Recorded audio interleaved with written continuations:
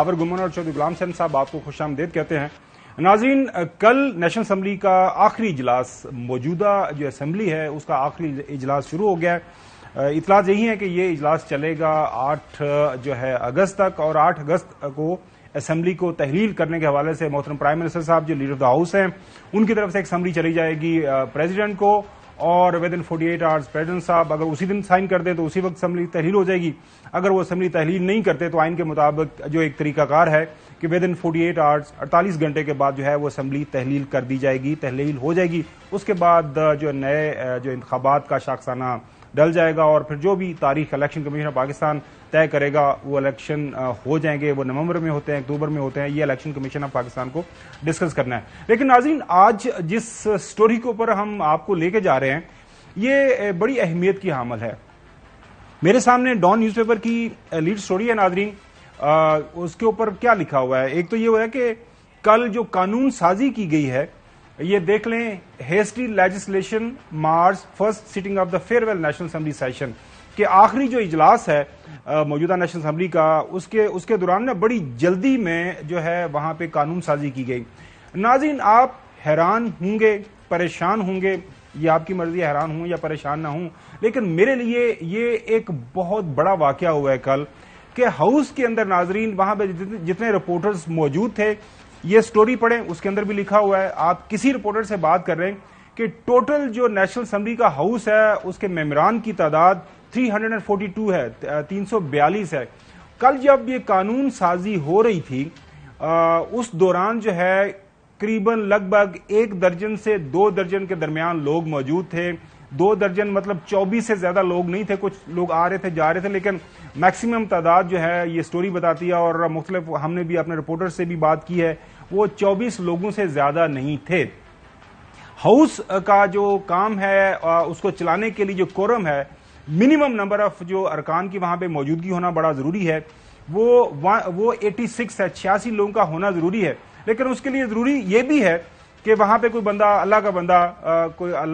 जो पाकिस्तान के आइन और कानून को मानने वाला है, वो कोरम पॉइंट आउट कर दे, जनाब आला ये तुसी कम कर रहे हो, आपके तो मतलूबा बंदे ही नहीं है चौधरी साहब। लेकिन किसी ने ऐसा कुछ ना किया, और यही स्टोरी बता रही है कि मोहतरम हमारे जो स्पीकर साहब है उन्होंने बुलडोज किया बगैर पढ़े, जो कोई 100 के करीब मुख्तलिफ तरामीम थी, उसके अंदर एक बिल ये भी पास किया गया जो पाकिस्तान के एयरपोर्ट्स को आपने जो रेंट आउट करना है, जो कमर्शियल एक्टिविटी जो डिफरेंट ऑर्गेनाइजेशन को देनी है वो है। उसके अलावा जिस स्टोरी पे हम आज बहस करेंगे, पैमरा के अंदर नाजरीन एक नई तरमीम कर दी गई है। चंद एक तरामीम तो काफी काबिल सताइश हैं और पुरानी एक डिमांड रही है PFUJ की, और बाकी जो मुख्तलिफ इलेक्टेड सहाफ़ी हजरात की जो रिप्रेजेंटेटिव बॉडीज हैं कि जो है जो भी लोग डिफरेंट चैनल्स के साथ काम कर रहे हैं उनकी जो तनख्वाहें हैं वो वक्त पे मिलें, लोगों को नौकरियों से मर्जी से ना निकाला जा सके, उनके जो जॉब है जो कॉन्ट्रैक्ट है उसका एक खास स्ट्रक्चर हो, एक मुनासिब तरीके से आगे जो बढ़ा जा सके, ताकि नौकरी के हवाले से लोग परेशान हो, ऐसा ना हो कि आप ऑफिस जाएं और आपको निकाल दिया जाए। ये चंद एक चीजें काफी अच्छी हैं, लेकिन उसी जो कल जो हुआ है सारे का सारा वहां पे, मैं इसको ड्रामा तो नहीं कह सकता, हमारे लिए काबिल एहतराम है ऐवान भी और अवान के जो मुअज़्ज़ज़ अरकान भी, जो कानून साजी हुई है पैमरा के ऑर्डिनेंस के अंदर जो तरामीम की गई हैं उसके अंदर चौधरी साहब एक नई डेफिनेशन डाल दी गई है।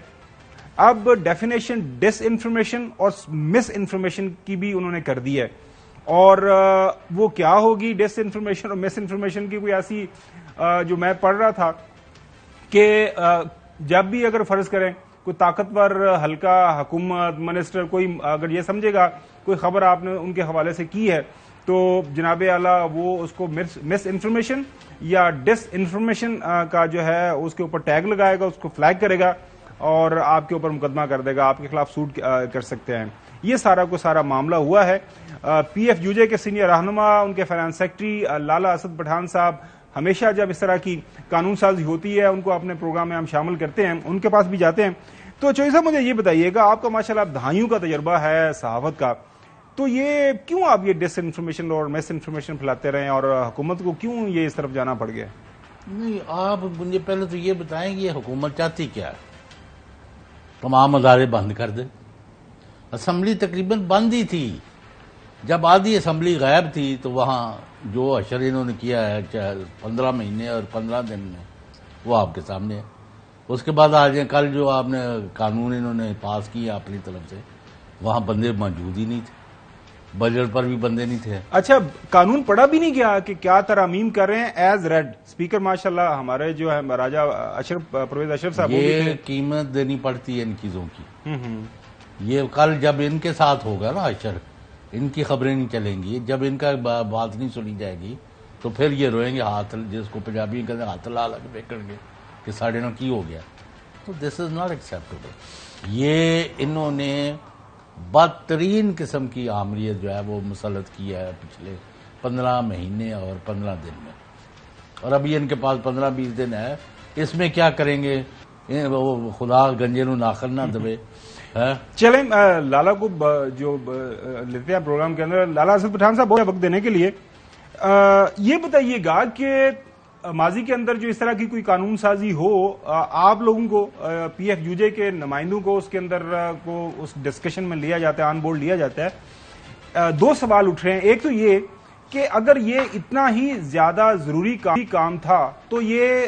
جو آپ نے اسمبلی کے آخری سیشن تک کیوں اس کو پوسٹ پون کر کے رکھا, اور دوسرا یہ بھی بتا دیجیے گا یہ جو مس انفارمیشن اور ڈس انفارمیشن ہے ڈیفینیشن مجھے تو ابھی تک سمجھ نہیں آئی. لالا اسد پٹھان کوئی 24-25 سال مجھے بھی جرنلزم کرتے ہو گئے ہیں. آئی ڈونٹ نو کہ آپ اس سے جو ہماری محترم جو منسٹر ہیں فیڈرل منسٹر مریم اورنگزیب صاحبہ کیا نکالنا چاہ رہی ہیں. اوور ٹو یو لالا اسد پٹھان. دیکھیں جی, شکریہ خاور گھومن صاحب اور چودھری صاحب. میں ذاتی طور پر ایز اے پی ایف جے کے ادنا کارکن کی حیثیت سے جو قانون پاس کیا گیا ہے انفارمیشن ڈس انفارمیشن اور مس انفارمیشن کے حوالے سے کا, میں اس کو ٹوٹل کا ٹوٹل پی ٹی ایم اے کا پارٹ 2 سمجھتا ہوں. یہ پی ٹی ایم اے کا پارٹ 2 ہے. صرف 2-3 سیکشنز اس میں ہمارے جو ورکر ساتھیوں کی تنخواہوں کے حوالے سے یا جو ہماری ڈیمانڈ تھی پی ایف جے کی کتنے عرصے سے, اس کو شامل کر کے باقی انہی چیزوں کو شامل کیا گیا ہے. یعنی آپ نے ہر طرح کی کوشش کرنی ہے اس ملک میں آزادی صحافت کا گلا گھونٹنے کے لیے اور رپورٹرز کا گلا گھونٹنے کے لیے, تاکہ رپورٹرز کوئی خبر کسی بھی ادارے کے خلاف نہ دے سکے, کسی بھی گورنمنٹ کے آفیشل نمائندے کے خلاف نہ دے سکے یا کسی بھی طاقتور حلقے کے خلاف نہ دے سکے. اب ڈس انفارمیشن میں جو یہ اپنی ڈیفینیشنز بیان کر رہے ہیں, رپورٹر تو چلتا ہی سورس پر ہے. جب سپریم کورٹ آف پاکستان سے رپورٹر سے وہ سورس نہیں طلب کرتی تو ہم ان کو کس طرح کوئی رپورٹر بتا سکتا ہے. اور اگرچہ رپورٹر اپنے سورس کو عیاں کرتا جائے گا, بتائے گا سرکاری کسی بھی ادارے کو, تو پھر وہ رپورٹ اس پر کس کا اعتماد رہے گا, کون اس کو کوئی خبر دے گا اس طرح کی اندر کی خبریں. تو یہ سارا کام